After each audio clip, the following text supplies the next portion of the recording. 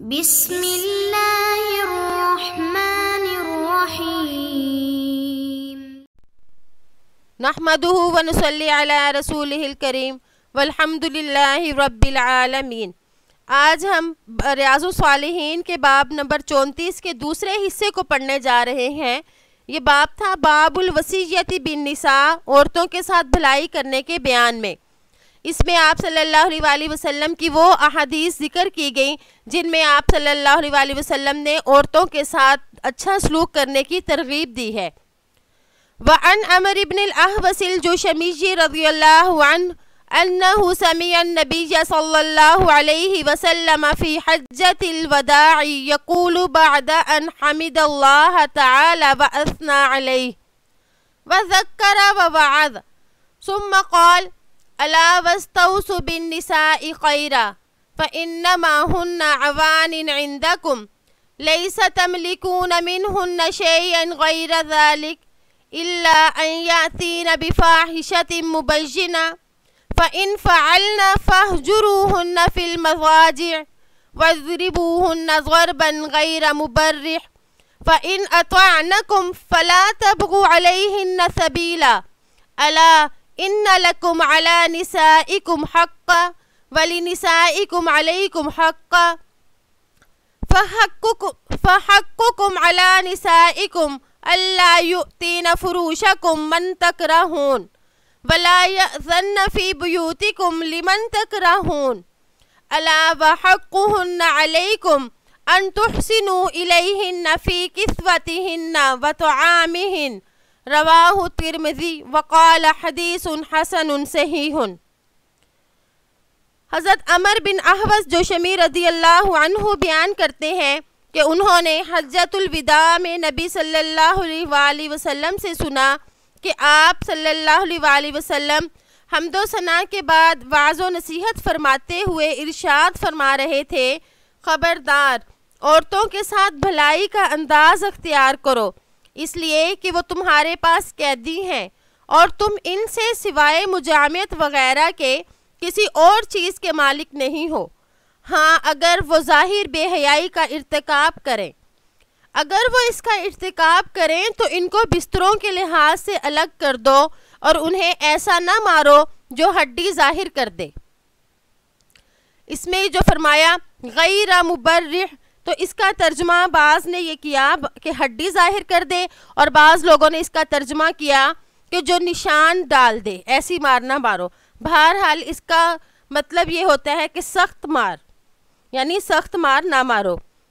اگر وہ تمہاری اطاعت کریں تو ان کے لیے کوئی نیا طریقہ تلاش نہ کرو۔ خبردار تم کو تمہاری عورتوں پر حقوق ہیں، تمہاری عورتوں کے تم پر حقوق ہیں۔ تمہارا حق ان پر یہ ہے کہ وہ تمہارے بستروں پر ایسے انسان کو پاؤں نہ رکھنے دیں جن کو تم برا جانتے ہو، اور تمہارے گھروں میں ایسے لوگوں کو آنے کی اجازت نہ دیں جن کو تم برا جانتے ہو، اور بیویوں کے بھی تم پر حق ہیں کہ تم لباس اور خوراک میں ان کے ساتھ اچھا سلوک اختیار کرو۔ ترمذی نے کہا یہ حدیث حسن صحیح ہے۔ اس حدیث کے جو راوی ہیں عمر بن احوص جوشمی رضی اللہ تعالی عنہ، ان سے دو احادیث سے مروی ہیں،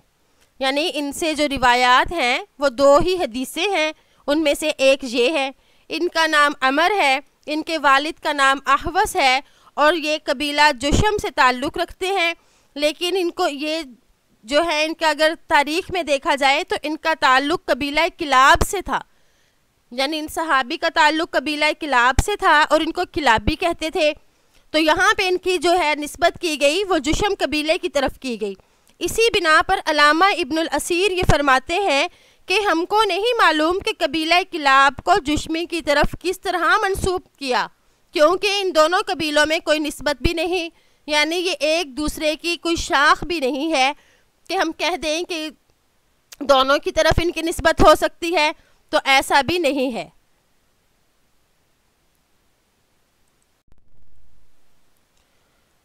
قولہ صلی اللہ علیہ وسلم عوان، یعنی عوان جو ہے یہ کسے کہتے ہیں؟ آپ صلی اللہ علیہ وسلم کی جو حدیث میں یہ لفظ ذکر کیا گیا عوان، عوان کا مطلب ہوتا ہے جو قیدی عورتیں ہوں، اور یہ آنیہ کی جمع ہے آئین محملہ کے ساتھ، اور آنی قیدی مرد کو کہتے ہیں۔ اور آپ صلی اللہ علیہ وسلم نے عورت کو جب وہ خاوند کی حکومت میں داخل ہو جائے تو قیدی کے ساتھ تشبیہ دی کہ وہ قیدی ہیں۔ اسی طرح الضرب المبرح،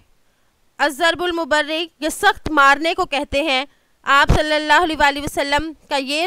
ارشاد کہ آپ نے فرمایا فلا تبغوا علیہن سبیلا، یعنی کوئی ایسا راستہ اختیار نہ کرو جس کے ساتھ ان پر غلبہ حاصل کرو اور وہ ان کو تکلیف میں مبتلا کر دو۔ اس حدیث مبارکہ میں آپ صلی اللہ علیہ وسلم نے عورتوں کے بارے میں فرمایا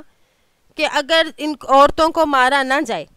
اور اگر مارنا ضروری ہی ہو، ناگزیر ہی ہو، تو ایسے حالات میں عورت کو سرزنش اور مارنے کی اجازت ہے، لیکن قرآن اور حدیث میں ایک حکیمانہ نصیحت بھی کی گئی، وہ یہ کہ سب سے پہلے ان کو واعظ و نصیحت کرو، ان کو سمجھاؤ۔ اگر وہ اس سے باز نہ آئیں تو دوسرے نمبر پر ان کو فاہجروہن فی المضاجع پر عمل کیا جائے، یعنی رات میں ان کے ساتھ سونا چھوڑ دو۔ اگر وہ باز آ جائیں تو ٹھیک، اگر نہ باز آئیں تو تیسرے نمبر پر ہے وَضْرِبُوهُنَّ، یعنی ان کو مارے، اور مارنے میں بھی فرمایا کہ ان کے ساتھ مار کا جو معاملہ کرو وہ بھی اعتدال میں ہو،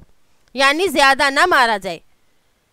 تو عورت کے لیے آپ صلی اللہ علیہ وسلم نے یہ نصیحت فرمائی کہ وہ تمہارے بستر پر ایسے لوگوں کو نہ آنے دیں جن کو تم ناپسند کرتے ہو۔ اس کا مطلب یہ کہ خاوند جب موجود نہ ہو تب بھی عورت کی یہ ذمہ داری ہے کہ وہ اپنی عصمت اور خاوند کے مال وغیرہ کی حفاظت کرے، اور گھر پر ایسے لوگوں کو آنے کی اجازت ہی نہ دے جن کو خاوند ناپسند کرتے ہو، اگرچہ وہ خاوند کے قریبی رشتہ دار ہی کیوں نہ ہو۔ اگر خاوند ان لوگوں کو پسند نہیں کرتا تو انہیں ہرگز بیوی گھر میں نہ آنے دے۔ وعن معاویہ بن حیدہ رضی اللہ عنہ قال قلت یا رسول اللہ ما حق زوجۃ احدنا علیہ قال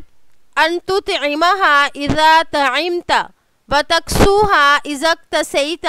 ولا تضرب الوجه ولا تقبح ولا تهجر الا في البيت۔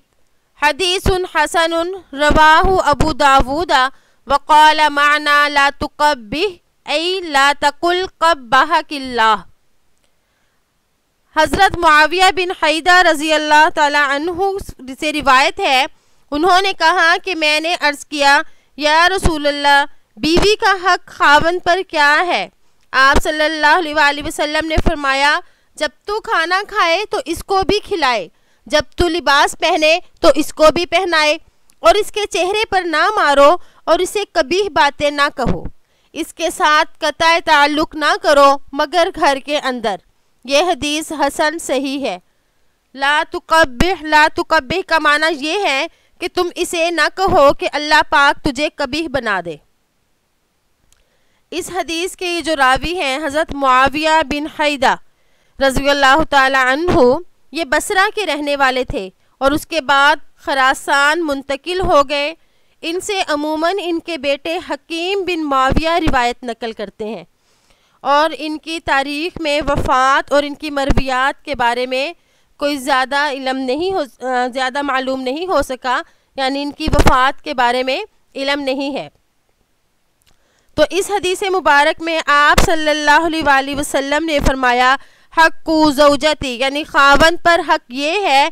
کہ جو طاقت اور استطاعت جتنی رکھتا ہے اس کے مطابق وہ اچھا لباس اور اچھی خوراک اور اس کی دیگر ضروریات جو ہیں وہ بیوی کی پوری کرے، یعنی ان کو تمام ضروریات کو اپنے حیثیت کے مطابق پورا کرے۔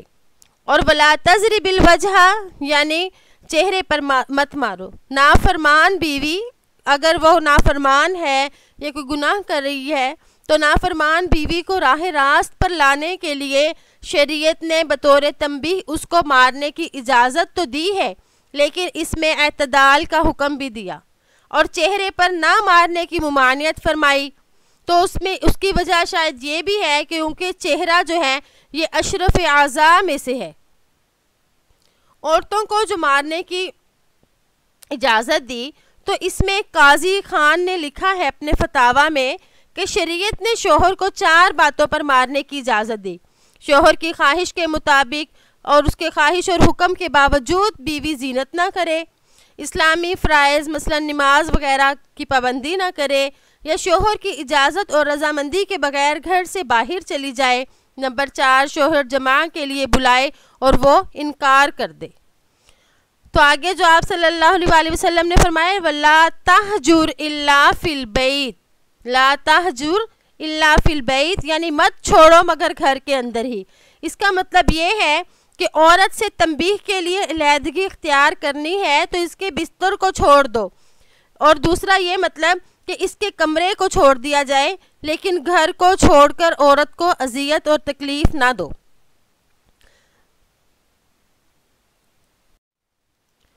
عن ابی ہریرہ رضی اللہ تعالی عنہ قال قال رسول اللہ صلی اللہ علیہ وسلم اکمل المؤمنین ایمانا احسنهم خلقا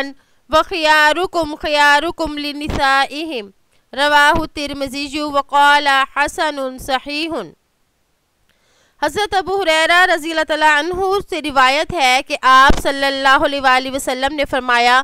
تمام ایمانداروں سے اکمل ترین ایمان والے وہ لوگ ہیں جن کے اخلاق اچھے ہیں، اور بہترین انسان تم میں سے وہ ہیں جو اپنی بیویوں کے ساتھ اچھے ہیں۔ ترمذی نے کہا یہ حدیث حسن صحیح ہے۔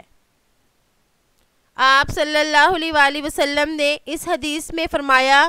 کہ تم میں سے بہترین وہ ہے جو اپنے بیویوں کے ساتھ اچھا ہے۔ اکمل الایمان یعنی کامل ایمان، بہتر ایمان والے لوگ جن کے اخلاق اچھے ہیں، کیونکہ جب آدمی کامل ایمان والا ہوتا ہے تو دوسرے کے ساتھ اچھے اخلاق اور احسان کے ساتھ پیش بھی آتا ہے، جیسا کہ آپ صلی اللہ علیہ وآلہ وسلم کے بارے میں